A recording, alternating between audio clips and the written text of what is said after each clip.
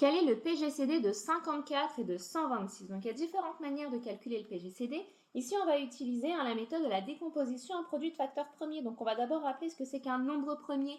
Un nombre premier, c'est un nombre qui est divisible uniquement par 1 et par lui-même. Donc, il faut connaître la liste des premiers. Donc, on a 2, ensuite 3, nous avons 5, 7. Alors, attention, 9 n'est pas un nombre premier parce que 9, il est divisible aussi par 3, donc ça ne fonctionne pas.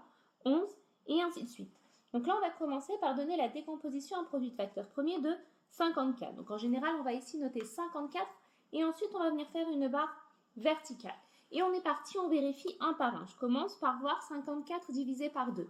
54 divisé par 2, eh bien c'est égal à 27. 27, c'est un nombre entier, donc je peux. Ensuite, je continue. 27 divisé par 2, là, ça ne fonctionne pas. Je vais obtenir un nombre à virgule. Donc, je vais passer ici au suivant, c'est-à-dire 3. 27 divisé par 3. Eh bien, c'est génial, ça fait 9. 9, c'est bien un entier. Je continue, 29 divisé par 3, ben ça fait 3.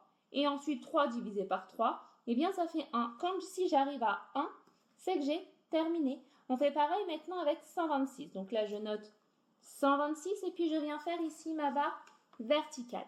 On commence toujours par le plus petit des nombres premiers, c'est-à-dire 2. Donc d'abord, je vais faire ici 126 divisé par 2. Eh bien, ça fait ici 63. 63, c'est bien un nombre entier.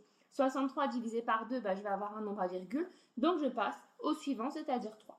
63 divisé par 3, eh bien, ça fait 21. 21, c'est bien un nombre entier. Je continue. 21 divisé par 3, eh bien, ça fait 7. Là, j'ai 7. Bon, 7, c'est un nombre premier qui est là. Donc, je peux directement mettre 7 divisé par 7. Et je vais obtenir ici 1. Une fois que j'ai obtenu 1, on a dit c'est terminé. Maintenant, mon objectif, c'est d'avoir ici mon PGCD. Donc, regardons un peu les nombres qui reviennent. Là, j'ai 2, là, j'ai 2. Là, j'ai 3, là, j'ai 3. Là, j'ai 3 aussi, j'ai 3 aussi. Bon, après, il n'y a plus rien qui est en commun. Donc, du coup, maintenant, pour déterminer ici le PGCD, donc on note ici le PGCD de 54 et de 126, il suffira tout simplement de multiplier ici les nombres que je viens de surligner, c'est-à-dire 2 fois 3 fois 3. 2 fois 3 fois 3, eh bien c'est égal à 18. Donc le PGCD recherché, eh bien c'est 18.